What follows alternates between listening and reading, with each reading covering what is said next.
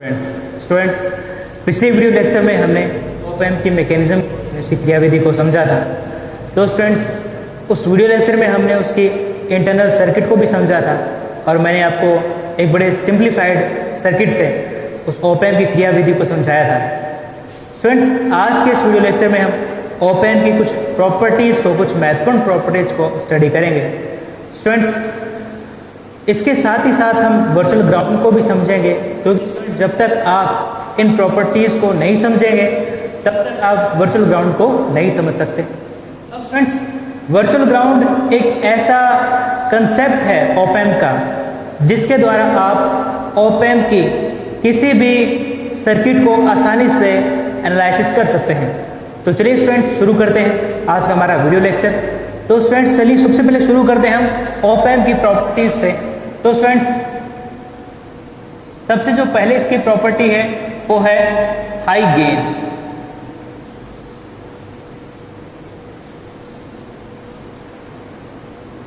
Students, gain का मतलब होता है output voltage upon input voltage, right students. यानी कि आउटपुट वोल्टेज और इनपुट वोल्टेज का जो रेशियो आता है उसको हम बोलते हैं गेन। अब स्टूडेंट्स, आपको पता है कि ऑप एम्प का काम बेसिकली एक एम्पलीफायर के तौर पर होता है। तो स्टूडेंट्स, अब मान लेते हैं कि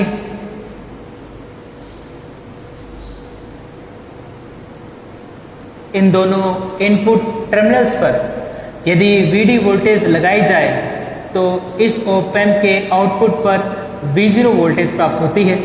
तो स्टूडेंट्स, इसका जो गेन आएगा वो कितना हो जाएगा स्टूडेंट्स?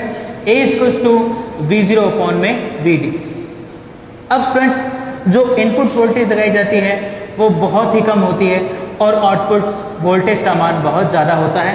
तो स्टूडेंट्स, जो इनपुट वोल्टेज लगाई जाती है उसका मान लगभग माइक्रोवोल्ट में होता है, लेकिन जो आउटपुट वोल्टेज आपको प्राप्त होती है स्टूडेंट्स वो वोल्ट में प्राप्त होती है। तो स्टूडेंट्स, इस प्रकार से इसका जो गेन प्राप्त होता है वो आप यहाँ से ज्ञात कर सकते हो, वोल्ट अपॉन में माइक्रोवोल्ट। तो स्टूडेंट्स, गेन आ जाएगा आपका 10⁶, राइट स्टूडेंट्स। गेन का स्टूडेंट्स कोई मात्रक नहीं होता, क्योंकि ये भी वोल्टेज है, ये भी वोल्टेज है, इसलिए इसका कोई मात्रक नहीं होगा। अब स्टूडेंट्स, प्रैक्टिकली इसका जो गेन होता है वो होता है 10⁶, लेकिन स्टूडेंट्स आइडियली इसका गेन माना जाता है इन्फिनिटी। कितना माना जाता है स्टूडेंट्स? इन्फिनिटी। स्टूडेंट्स, यहाँ हमने जो गेन की बात की है वो ओपन लूप गेन है। ओपन लूप गेन का मतलब होता है स्टूडेंट्स कि जब आप ऑप एम्प को कोई फीडबैक नहीं दिया हो। स्टूडेंट्स, फीडबैक का मतलब होता है कि आउटपुट वोल्टेज का कुछ हिस्सा रेजिस्टेंस के माध्यम से इनपुट में दे देना। यानी कि स्टूडेंट्स, क्लोज लूप में V0 आउटपुट वोल्टेज है, उस वोल्टेज को एक रेजिस्टेंस, एक फीडबैक रेजिस्टेंस RF के माध्यम से इनपुट में दिया जाता है। और स्टूडेंट्स, ये जो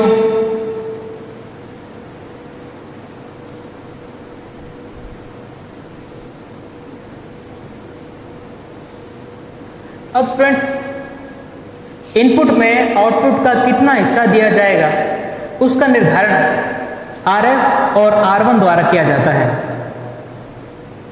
तो स्टूडेंट्स, आप देखोगे कि यहां पर फीडबैक एक्सटर्नल सर्किट की सहायता से दिया जाता है। तो स्टूडेंट्स, ऐसा ऑप एम्प जिसमें फीडबैक सर्किट लगे हुए हो उसको हम बोलते हैं students close loop op amp, right. तो ये स्टूडेंट्स किस टाइप का है? Close loop op amp. अब स्टूडेंट्स, क्लोज लूप की कंडीशन में जो गेन प्राप्त होती है उसको बोलते हैं स्टूडेंट्स क्लोज लूप गेन। क्या बोलते हैं स्टूडेंट्स को हम?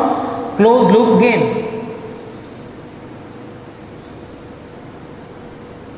अब स्टूडेंट्स, जो क्लोज लूप गेन होती है वो ओपन लूप गेन की तुलना में कम होती है। तो स्टूडेंट्स, आपने ये पहली प्रॉपर्टी समझी। पहली प्रॉपर्टी के अनुसार जो चीज आपको याद रखनी है वो ये याद रखनी है कि ऑप एम्प की जो गेन होती है आइडियली वो इन्फिनिटी होती है, यानी अनंत होती है। अब स्टूडेंट्स जो दूसरी प्रॉपर्टी है इसकी वो है इसका इनपुट रेजिस्टेंस आइडियली इन्फिनिटी होता है।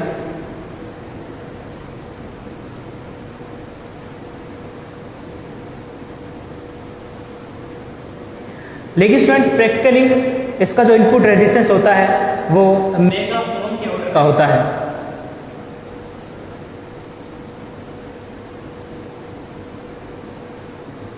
मेगा ओम के ऑर्डर का होता है स्टूडेंट्स। अब स्टूडेंट्स क्वेश्चन ये उठता है कि इसका इनपुट रेजिस्टेंस हाई क्यों होता है और आइडियल इन्फिनिटी क्यों होता है। तो स्टूडेंट्स इसके पीछे कई कारण हैं। स्टूडेंट्स पिछले वीडियो लेक्चर में जब हमने ऑप एम्प के मैकेनिज्म को समझा था तो मैंने आपको ये बताया था कि ऑप एम्प का जो इनपुट स्टेज होता है वो डिफरेंशियल एम्पलीफायर का बना हुआ होता है। अब स्टूडेंट्स डिफरेंशियल एम्पलीफायर में डार्लिंगटन पेयर्स और कांस्टेंट करंट सोर्स का यूज किया जाता है। स्टूडेंट्स डार्लिंगटन पेयर और कांस्टेंट करंट सोर्स के यूज होने के कारण ऑप एम्प का इनपुट रेजिस्टेंस इन्फिनिटी हो जाता है, यानी इसका इनपुट रेजिस्टेंस काफ़ी अधिक हो जाता है और आइडियली इसका इनपुट रेजिस्टेंस इन्फिनिटी के बराबर होता है। अब स्टूडेंट्स कुछ ऑप एम्प ऐसे भी होते हैं जिनमें डिफरेंशियल एम्पलीफायर फेट यानी FET और मॉसफेट इन ट्रांजिस्टर से भी बना रहता है। फेट का मतलब होता है स्टूडेंट फील्ड इफेक्ट ट्रांजिस्टर और मॉसफेट का मतलब होता है students metal oxide field effect transistor. Students ये दोनों ही ऐसे ट्रांजिस्टर हैं जिनका इनपुट रेजिस्टेंस बहुत ज़्यादा होता है। तो स्टूडेंट इस कारण से मॉसफेट का यूज करने से, डार्लिंगटन पेयर का यूज करने से, फेट का यूज करने से, कांस्टेंट करंट सोर्स का यूज करने से इनका जो इनपुट रेजिस्टेंस है वो आइडियली इन्फिनिटी हो जाता है और प्रैक्टिकली मेगा ओम के इक्वल हो जाता है। अब स्टूडेंट्स इसकी जो तीसरी प्रॉपर्टी है वो ये है कि ऑप एम्प का आउटपुट रेजिस्टेंस जीरो होता है। ऑप एम्प का आउटपुट रेजिस्टेंस जीरो होता है। तो स्टूडेंट्स यहां मैं लिख दूं इसको, तीसरी प्रॉपर्टी आउटपुट रेजिस्टेंस कितना होता है स्टूडेंट्स, जीरो।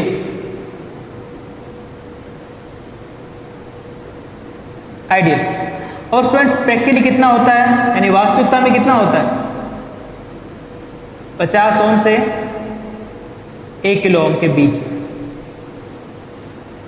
स्टूडेंट्स अब क्वेश्चन ये उठता है कि ऑप एम्प का आउटपुट रेजिस्टेंस कम क्यों होता है। तो स्टूडेंट्स इसका उत्तर आपको मेरे पिछले वीडियो लेक्चर में मिल जाएगा, जहां मैंने आपको बताया था कि ऑप एम्प की जो आउटपुट स्टेज होती है वो एक करंट एम्पलीफायर होती है और जो स्टूडेंट्स करंट एम्पलीफायर के रूप में हमें पुश पुल एम्पलीफायर का यूज करते हैं। स्टूडेंट्स पुश पुल एम्पलीफायर में दो ट्रांजिस्टर होते हैं और दोनों एक दूसरे के कॉम्प्लीमेंट्री होते हैं, यानी एक NPN ट्रांजिस्टर होता है तो दूसरा PNP ट्रांजिस्टर होता है। तो स्टूडेंट्स इस प्रकार से इसमें दो ट्रांजिस्टर होते हैं, एक तो NPN ट्रांजिस्टर और दूसरा PNP ट्रांजिस्टर।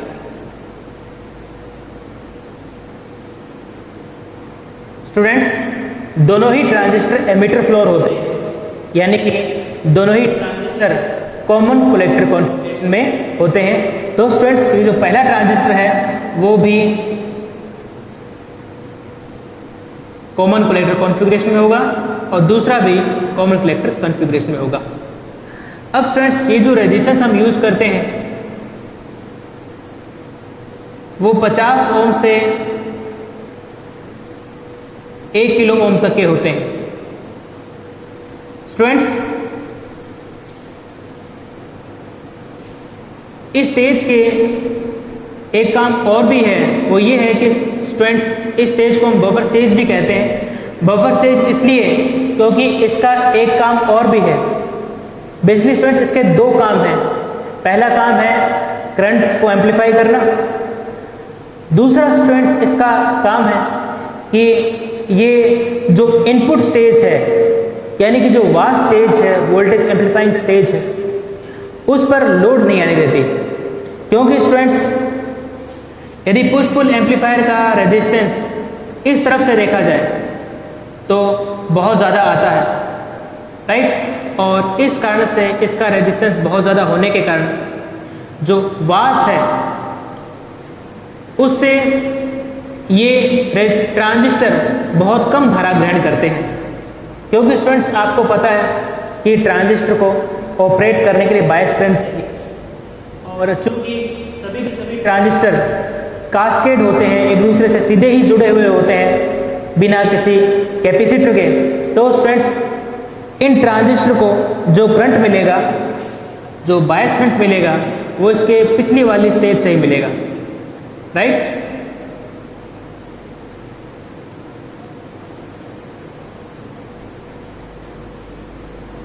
चूंकि स्टूडेंट्स इनका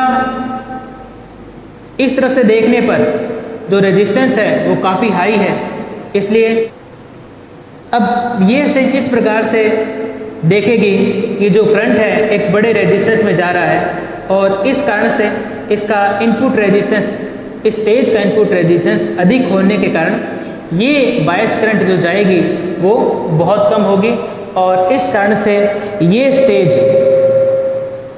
इस कारण से स्टूडेंट्स ये स्टेज इस स्टेज को लोड नहीं कर पाएगी। अगर स्टूडेंट्स ये स्टेज नहीं होती, अगर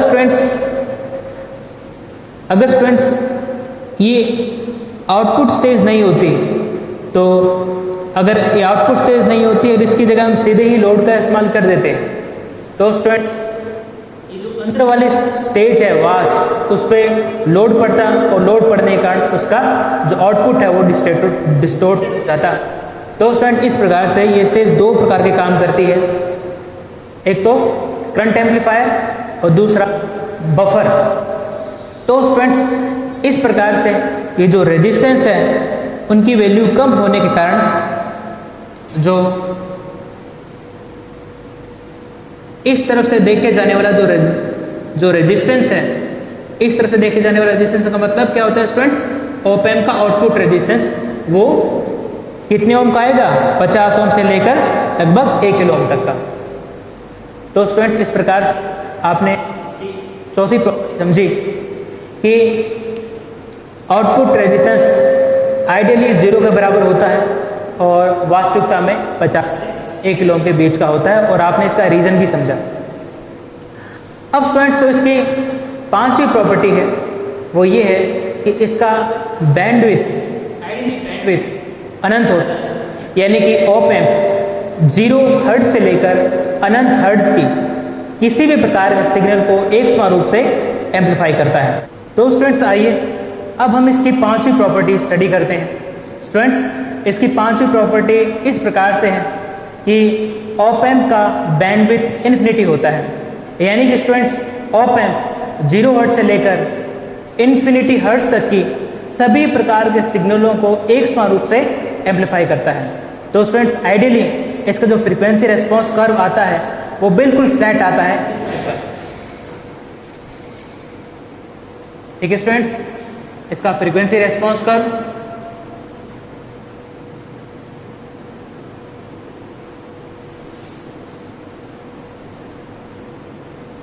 तो स्टूडेंट्स आपने यहां पर देखा कि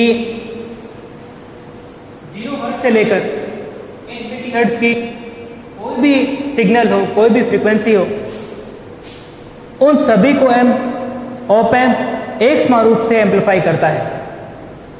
लेकिन स्टूडेंट वास्तविकता में ये जो एम्पलीफिकेशन है वो एक समान नहीं होता, क्योंकि स्टूडेंट इसका जो वास्तविक फ्रीक्वेंसी रेस्पॉन्स कर्व आता है तो कुछ इस प्रकार का आता है।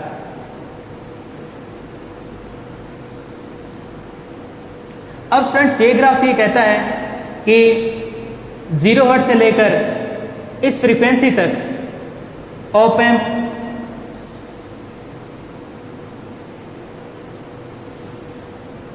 सिग्नल को अच्छी तरीके से एम्पलीफाई करेगा, और यदि कोई सिग्नल ऐसा है जिसकी फ्रीक्वेंसी इससे ज़्यादा है तो उसको अच्छी तरीके से एम्पलीफाई नहीं करेगा। उस केस में इसकी जो गेन है वो कम होती जाएगी। और स्टूडेंट्स यदि हम ऐसा माने ये एक ऐसा सिग्नल है जिसमें कई प्रकार की फ्रीक्वेंसीज हैं। तो कुछ फ्रीक्वेंसी ऐसी हैं जो कि इस रेंज में आती हैं, यहाँ से लेकर यहाँ तक, और कुछ फ्रीक्वेंसी ऐसी हैं जो इससे इस लिमिट से ज़्यादा है, यानी कि जिनकी फ्रीक्वेंसी इस लिमिट से ज़्यादा है। तो स्टूडेंट्स ऐसा सिग्नल अच्छी तरीके से एम्पलीफाई नहीं होगा, यानी कि उस सिग्नल में डिस्टॉर्शन होगा। राइट स्टूडेंट आप इसको समझ सकते हो कि सिग्नल किस तरीके का होगा, यानी कि कुछ आवाज़ जो होगी, मान लो कोई ऑडियो सिग्नल है और उस ऑडियो सिग्नल में देखो स्टूडेंट्स 1 किलोहर्ट्ज़, 2 किलोहर्ट्ज़ और मान लो 10 किलोहर्ट्ज़, ये 3 प्रकार की आवाज़ें हैं।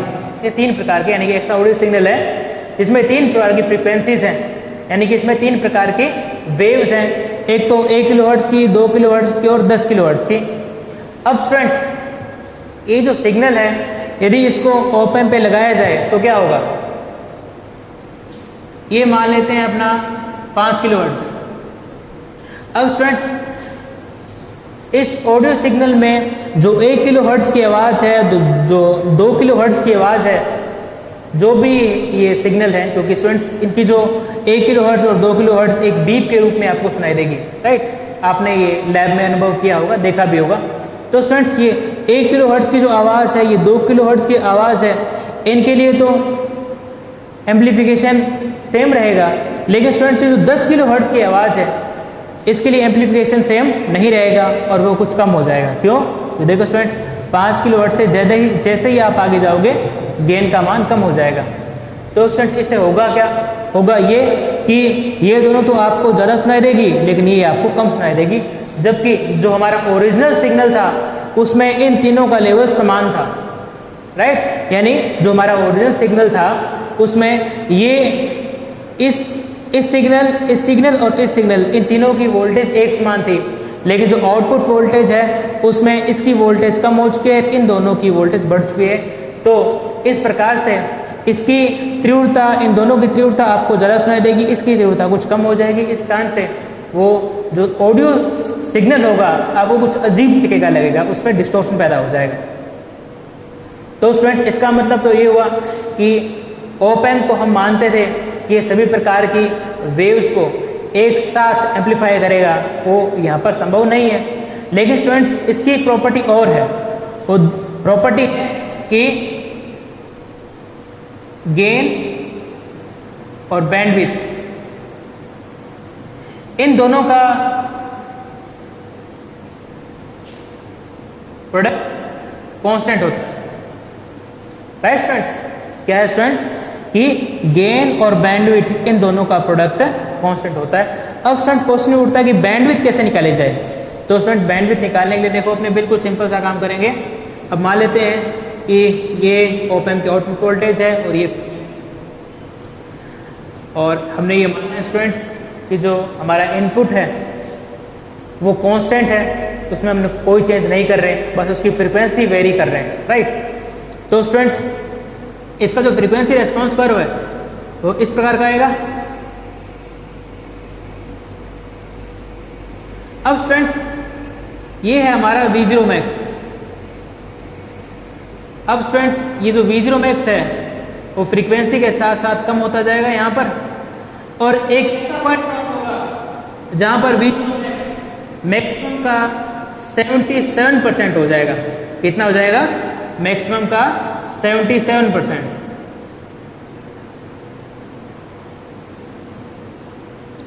अब स्टूडेंट्स इससे कॉरेस्पॉन्डिंग जो पॉइंट होगा, यानी इस पॉइंट की कॉरेस्पॉन्डिंग जो फ्रीक्वेंसी होगी उसको हम बोलेंगे हायर कट ऑफ फ्रीक्वेंसी।